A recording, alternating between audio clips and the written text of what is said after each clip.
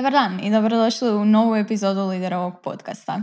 Evo, iako je doba godine kada većina ljudi bježi iz Zagreba na more, nama je upravo s mora ravno u studio dojurio jedan zanimljiv poduzetnik i veselim se što ćemo danas čuti priču o Fish Delishu, ribljem street foodu koji se pretvorio u franšizu i osim u Hrvatskoj proširio se i u Ameriku. Sa mnom je Stefano, dobro nam došao. Hvala vam i hvala na pozivu.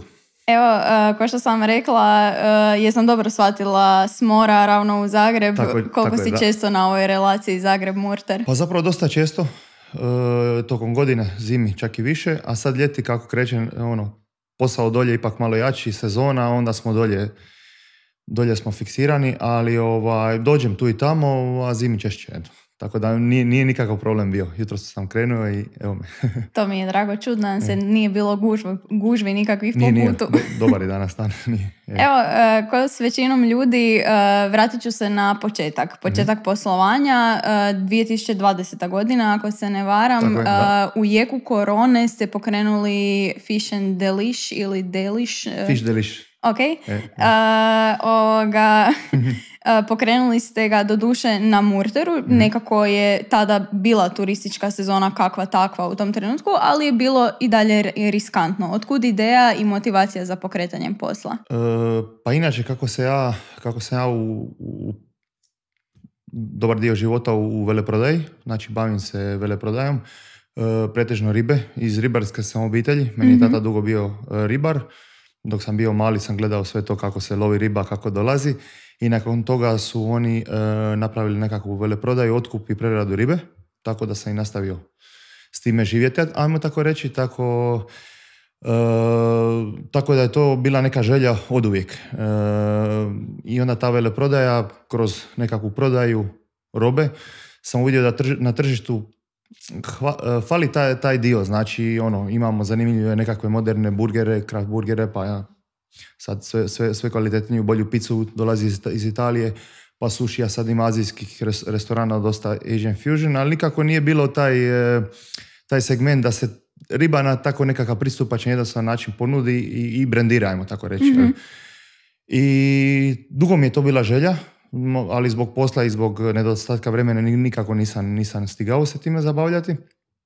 I onda nekako, 2019. zapravo je to nekako došlo na svoje i rekao sam ajmo probati i nakon sezone 2019. sam krenuo o tome razmišljati i stvarati cijeli plan. Znači, od imena, logova, vizualnog identiteta, samog koncepta, recepata. To je bila cijela zima probavanja sa prijateljima i ženom i obitelji. Mora da im je bilo jako teško. Svega je bilo najteže ženi jer kuhinja je bila uvijek jako prljava.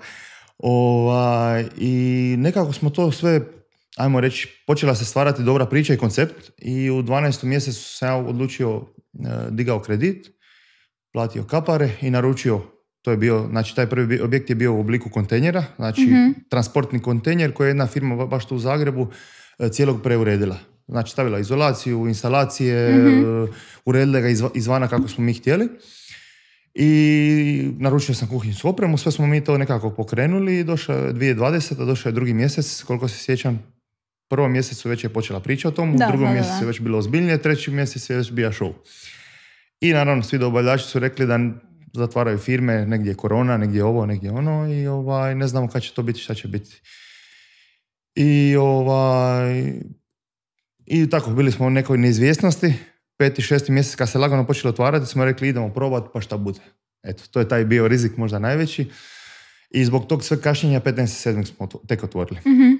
2020, znači dosta kasno, mada ni sezone nije bilo. I nama u Murteru se sezona zapravo odvila, nekako su popustile sve mjere i tih mjesec dana, znači neki 15.7., 27. do 28. 25. već u 9. mjesecu su počela opet zatvaranja. Jesu onda lokalni ljudi izvukli, ajmo reći, taj početak? Pa ljudi su nekako bježali na otoke i na mjesta s manjom koncentracijom ljudi, gdje je više apartmani nego hoteli, tako da smo mi imali tih mjesec dana dobru sezonu. I od lokalnih smo dobili jako dobru podršku, znači to je ono što mi je bilo jako drago i jako super, ne samo kod turista, nego i lokalni su to prihvatili i svidjelo im se jako puno. sami taj koncept da ne moraš ići u restoran, potrošiti ne znam koliko vremena, svaki dan možda malo više i novaca, nekakav je to proces, nego dođeš tu pola sata, nešto s nogu pojedeš, riblje, najbitnije, i ideš dalje. Pročitala sam negdje da si jednom prilikom rekao da je djelomično ideja svega bila da makneš našu scenu od ponude ćevapa i pljeskavica. Koliko je svejedno bilo riskantno ući sa ribljim street foodom na tržište? Baš je. Pa mislim, ideja samog tog, imamo more, imamo ribu, imamo to što turisti traže od nas, a opet većina su to pekare, ćevapi, kebabi i tako dalje. Nema ništa protiv toga, ja volim to što je najgore. Ali jednostavno nije ponuđena na ovakav način ovakva ponuda. Jel? I zapravo baš se sjećam jednog trenutka kad sam ja to, dok smo to otvarali, dok se sad u Murteru kod nas već počelo, čulo se da se to otvara, jer su vidjeli ljudi da se nešto radi tamo blizu centra i tako dalje.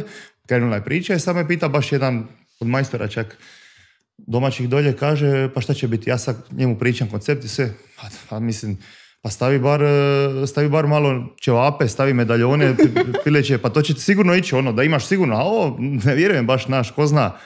Ja kad znam, ali onda nije to ta priča, nije to ta vizija. Kad idemo pa ćemo probati. Dobro, stvarno jeste ponudili nešto što nitko nema na tržištu, ali zanima me u kojem trenutku se dogodio taj boom, neki preokret kad je posao stvarno krenuo i postao uspješan, da to tako kažem. Pa znači, kako bi rekao, meni cijela vizija, ideja je bila nekako to proširiti. Znači, ne napraviti samo u Murteru. Murter mi je kao bio isto nekakav testni možda. Najlakše gdje mogu probati je bilo u Murteru. Tu sam doma i tu mi je nekako najlakše. Odmah ideja bila da to bude neka veća priča. Eto, kroz putovanja i možda po svijetu i to sam vidio te franšize i to mi je zapravo bila ideja od početka. Tako da sami koncept kad smo smišljali je bilo da bude standardiziran i lako primjenjiv bilo gdje. Tako da je to bila priča od početka.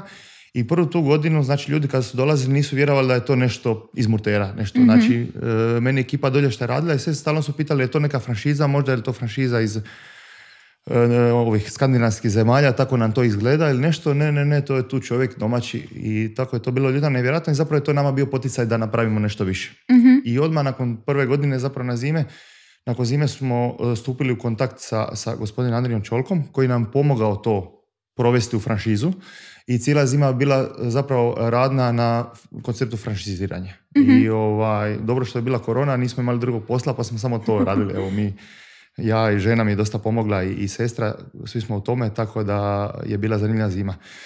Godinu iza je zapravo Murter odradio kako treba, jer je bila normalna sezona i tu smo vidjeli da stvarno ima potencijala i onda smo krenuli baš s prodajom iza te druge sezone. Znači, vi ste se u Hrvatskoj proširili po gradovima. U Zagrebu, koliko sam shvatila, je restoran i dalje vaš. Tako je. Ali u Americi je franšiza. To je isto franšiza. To je isto zanimljiva priča. Mi smo to dosta ubrzali. Zapravo, da nije tako, bilo bi dosta teže krenuti tako rano s Amerikom. Meni je teta tamo živi, već 20 godina. Radi i živi. I ona je to gledala od početka, zapravo od prve godine, pa je došla i vidjela i ona je meni u jednom trenutku prije možda godinu i pol dana, dvije, sad ne sjećam se sad točno datuma, nisam dobar s tim vremenima, rekla, čuješ Stefano, ja bi to otvorila u New Yorku ili New Jersey. Meni je to bilo stvarno drago i mislim da neko naš i najbolje vidi što je i super prilika, ali nisam znao da li smo sad već spremni za to. A rekla, imam prostor, sam našla i baš želim i ajmo. Ja kažem, ajmo pa ćemo se snalaziti koji sve do sad po putu. I onda smo krenuli u proces otvaranja tamo.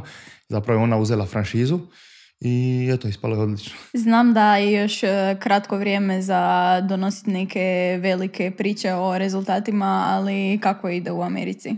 Pa, jako dobro. Zapravo kako ona je dala otkaz na poslu i počela se baviti samo time. Po Manhattanu su jako skupi najmovi i ulazak je jako skup, tako da se tražilo nešto možda pristupačnije i to u New Jerseyu jedan mali gradić, zove se Upper Montclair, jako lijep gradić, nekih 10,000 stanovnika, znači manje mjesto i tu je nekako bilo lakše krenuti.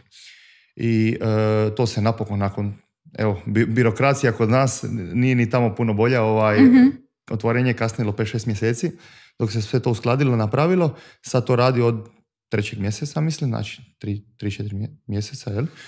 I ono što nam je bilo bitno, što smo htjeli vidjeti, ljudi su jako zadovoljni, recenzije su odlične, znači zapravo i nema loše recenzije, nevjerojatno. Ljudi se vraćaju, to je mali gradić, već se tu skupilo Znaju li da je poreklo iz Hrvatske? Znaju i to je njima glavna priča, savršeno. Tamo smo jedan zid smo stavili, napravili smo ga jako lijepo, jedan zid sa slikama i putokaz, kao kako je krenulo u Murteru, pa po Hrvatskoj i došlo do Amerike sa nekakvom pričicom i to je njima glavna stvar za vidjeti i stvarno su zadovoljni, okusi im se sviđaju, nešto je novo i tamo i drugačije, znači to tamo isto nije klasično i ono što je najbitnije, eto, vraćaju se i imamo stalne goste i mislim da je to jako dobar start za dalje. Sad ćemo krenuti u proces širenja tamo. Zanima me ta cijela priča, znači s franšizom i znači plan za širenje u Americi postoji. Koje su najveće prednosti, a koje mane franšizne priče i kakve tu prilike otvara možda? Mislite globalno ili razlika u Americi ili tu? Globalno najviše. Globalno, pa franšiza je super koncept, odličan koncept za nekakvo širenje. Zapravo ti kad se širiš, ajmo to reći, korporativno, znači sa svojom kompanijom, prvo što ti treba su velika financijska sredstva, koje, eto, nemamo. I zapravo to je jedan problem. Druga lakša stvar kod franšize, što svaki franšizer koji uzme franšizu je praktički gazda u svom lokalu. I on će to, mislim, uvijek ti možeš dobro posložiti i ovo korporativno, imati dobre voditelje, to dobru kontrolu kvalitete, sve to funkcionira.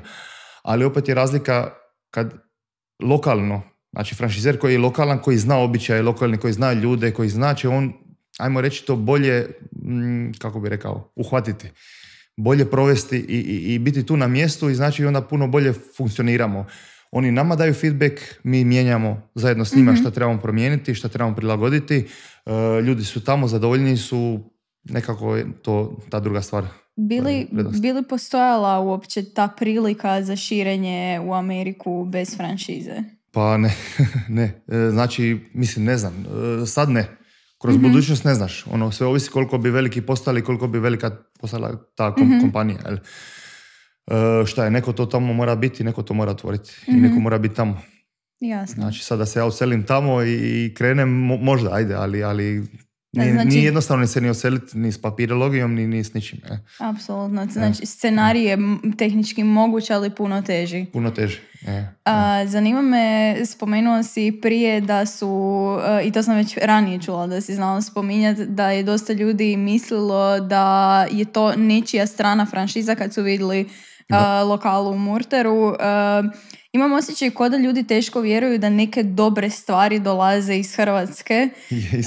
Je li to možda neka najveća mana našeg mentaliteta i neka prepreka za uspjeh da se misli da se kod nas ne može? A može se. A naravno da se može, da. Pa evo, ne znam. Ne znam šta bih rekao. Stvarno smo imali jako puno i dalje imamo. Samo evo nekako sad došla je priča malo veća, pa ljudi znaju već unaprijed. Ali baš jako puno ljudi je reklo ne, nije to kao odavde. Koji je sad točno razlog tomu, ne znam, mislim, stvarno imamo jako dobrih stvari i puno toga možemo. Uzimajući taj mentalitet u obzir, misliš li da je teže pokrenuti biznis u Hrvatskoj nego vani? Pa teže je sigurno. Sigurno je teže. Prva stavka koju mislim da je teže je jednostavno smo mali. Znači ti evo sad u Americi, pošto smo tamo, ti šta god pokreneš u Americi, to se odražava na puno više ljudi nego tu. Tvoje tržište je puno manje tu nego tamo. Mislim da je vrijedi isto i za europske neke veće zemlje i tako dalje. Znači, manji je odjek, manji je odaziv, manje je tržište. To je jedna stvar. Druga stvar, ne znam šta smo pričali. Mentalitet najviše da. Kao. A ne znam, mislim, kod nas možda ima puno, ja bi stvarno ima ideja i svega, ali dok ti ne probaš i provedeš tu ideju u djelo, nema ništa od toga. Nećeš nikad znati hoće li to uspjeti ili neće. Meni isto bila ideja, ja sam znao odlična ideja. Sutra možda imamo 100 franšiza po svijetu. Možda nemamo. Prije nego smo otvorili prvu. Ja sam ovako dosta realan i sad neću govoriti da će to tako biti dok ne vidim, ali to je bila vizija i želja. Ta vizija i želja ne bi počela da nismo taj kontejner otvorili u Murteru, kao su ljudi govorili apsolutno. Čemu samo riba. Moglo je ne uspjeti. Za sad uspijeva jako dobro i širi se i vjerujem da ima dosta prostora za dalje. Ti si po struci inače ekonomist. Možda na prvu dijelu je ono kao nepovezano sad s ovim, ali vjerujem da si puno znanja uspio povući upravo iz te ekonomije u to što danas radiš. Koliko ti je to značilo? Pa jako puno. Mislim, ugostiteljstvo je struka sama po sebi posebna, kao i svaka struka, naravno. Ono što ti radiš u tom lokalu, što je to bilo prvo na licu mjesta je stvarno, ajmo to tako reći, ugostiteljstvo, ali sve dalje, znači sva standardizacija, svo to praćenje, svo to širenje, sva ta organizacija je ono, neću reći 100%, ali većinom ekonomija, ajmo tako reći. I svo to znanje koje sam dobio iz ekonomije pomaže da je to strukturirano i da pratimo sve, da ono baš nad svime smo, ajmo reći. Evo, na dobrom ste putu u svakom slučaju i veselim se vidjeti u kojem smjeru se razvijate. Moje pitanje zadnje je najčešće uvijek usmjereno u nekom motivacijskom smislu prema drugim ljudima, pa je onda tebi što poručiti svima onima koji misle da iz male Hrvatske je teško otići na globalno tržište? Imao sam već to pitanje u zadnjem podcastu, pa evo, ajmo reći da je odgovor koji malo prije. Ako imaš dobru ideju, ako vjeruješ u nju, treba je negdje testirati, isprobati. Ako prođe dobro, nebo je granica. Eto, onda s tom idejom i možemo zaključiti današnji podcast. Hvala ti puno na gostovanju i kao što sam rekla, veselim se vidjeti u kojem smjeru budete nastavili rasti. Hvala puno vama što ste me primili. Evo, bilo stvarno ugodno i lijepo. Dragi gledatelji, vi nas nastavite pratiti kao i obično na društvenim mrežama i svakog ponedjeljka u novoj epizodi i vidimo se. Pozdrav!